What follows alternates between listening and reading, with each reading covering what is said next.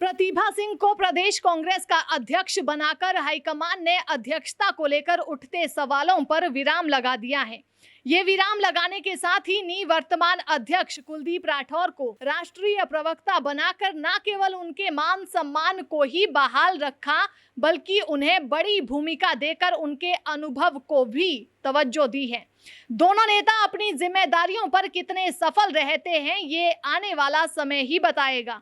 प्रतिभा सिंह के साथ ही नेता प्रतिपक्ष मुकेश अग्निहोत्री को फिर से प्रतिपक्ष नेता की भूमिका निभाने के लिए उन पर पूर्ण विश्वास बहाल करके एक बड़ा संकेत भी दे दिया है। पूर्व अध्यक्ष सुखविंदर सिंह सुक्खू को कैंपेन कमेटी का अध्यक्ष बनाकर पूरे चुनाव के संचालन की जिम्मेदारी देकर उनके अनुभव को भी पूरा अधिमान दिया गया है। इन्हीं के साथ 4 कार्यकारिणी अध्यक्ष बनाकर भविष्य के नेतृत्व के प्रति भी हाईकमान ने सजगता और सतर्कता दोनों का परिचय दे दिया है। कुल मिलाकर ये कहा जा सकता है कि हाईकमान ने हर नेता के मान सम्मान को पूरी तरह बहाल रखा है। प्रदेश कांग्रेस में हुए इस बदलाव पर जिस तरह की प्रतिक्रिया सत्तारूढ़ भाजपा से आई है, उन्हीं से प्रमाणित हो जाता है कि सरकार और संगठन दोनों में एक डर अभी से बैठ गया है, क्योंकि इसी कांग्रेस ने पिछले 4 उपचुनाव में भाजपा को हराया है। उस समय इसी भाजपा ने इस हार को स्वर्गीय वीरभद्र सिंह के पक्ष में उभरी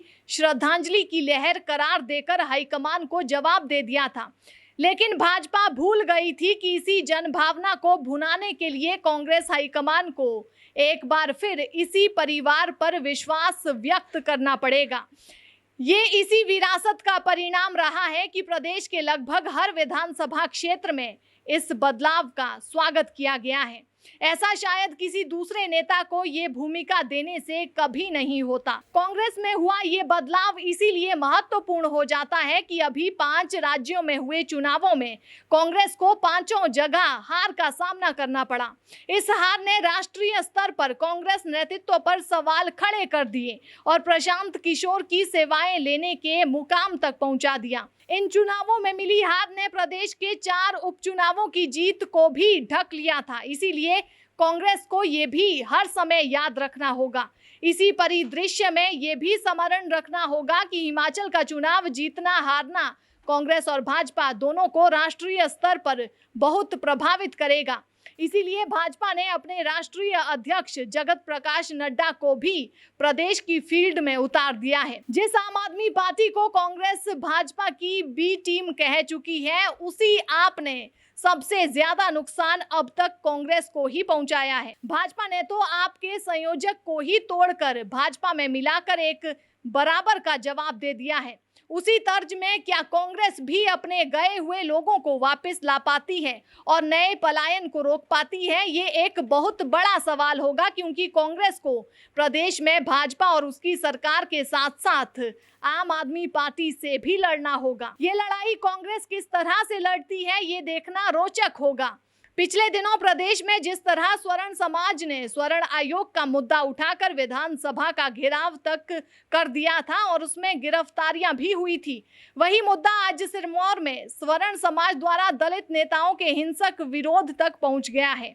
दलित समाज सरकार और प्रशासन की भूमिका को लेकर पूरे रोष में है। इस मुद्दे पर कांग्रेस को अपना पक्ष स्पष्ट करना होगा। पहले जो स्टैंड कांग्रेस के कुछ नेताओं ने लिया है, वो संविधान के प्रावधानों और सर्वोच्च न्यायालय की व्याख्याओं के अनुसार नहीं है।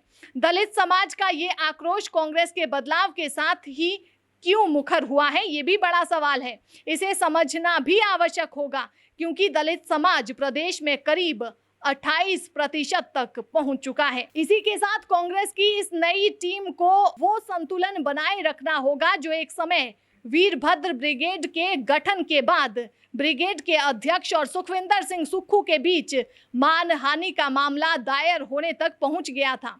ये दूसरी बात है कि इस ब्रिगेड को भंग कर दिया गया था और इसके कुछ नेताओं को मुख्य संगठन में जिम्मेदारियां भी दी गई थी, लेकिन आगे चलकर यही पृष्ठभूमि सुक्खू को हटाने का मुख्य आधार बनी थी। चंबा में वरिष्ठ नेता आशा कुमारी और हर्ष महाजन के बीच राजनीतिक रिश्ते अभी भी सुखद नहीं है, ये सभी जानते हैं। मंडी के लोकसभा उपचुनाव की जीत के बाद ही प्रतिभा सिंह और आश्रय शर्मा के बीच चुनावी जंग छिड़ गई थी। आश्रय शर्मा के पिता अनिल शर्मा के आम आदमी पार्टी में शामिल होने तक की चर्चाएं बाहर आ गई थी। शिमला में ही कुछ विधानसभा क्षेत्रों में उम्मीदवारों को लेकर टकराव की संभावनाएं बराबर बनी हुई है। इस परिप्रेक्ष्य में सभी को क्रियात्मक रूप से एकजुट करना प्रतिभा सिंह के लिए भी बड़ी चुनौती होगी। इस चुनौती के लिए जब तक सरकार को केंद्र से शिमला तक गंभीर मुद्दे उठाकर नहीं घेरा जाता, तब तक कांग्रेस के लिए स्थितियां बहुत आसान नहीं होंगी, क्योंकि जिन जिन नेताओं को प्रदेश स्तर पर हाईकमान ने जिम्मेदारियां सौंपी है, वे लोग अपने अपने विधानसभा क्षेत्रों, अपने चुनावों में व्यस्त हो जाएंगे। प्रदेश में हर बार सत्ता परिवर्तन का आधार भ्रष्टाचार के ही आरोप रहे हैं, लेकिन इस बार कांग्रेस विपक्ष में रहकर सरकार के खिलाफ भी बड़ा कोई मुद्दा अब तक खड़ा नहीं कर पाई है। ये भी एक व्यावहारिक सच है। ऐसे में ये देखना दिलचस्प होगा कि कांग्रेस कौन से मुद्दे उठाती है और ये जिम्मेदारी निभाने के लिए कैसी टीम फील्ड में उतारती है।